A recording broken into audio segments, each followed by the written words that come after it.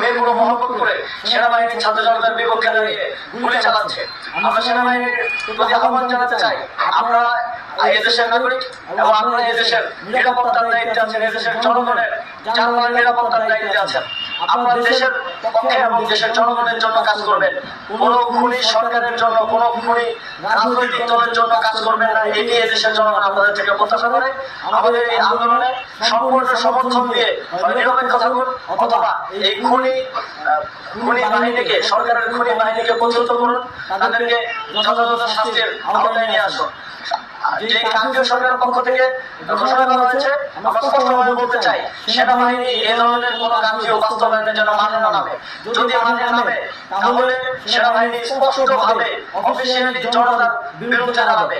আমরা চাই না সরকারের এই ষড়যন্ত্র সেনাবাহিনীকে জনতার বিরুদ্ধে দাঁড়ানোর যে ষড়যন্ত্র সরকার রচনা করছে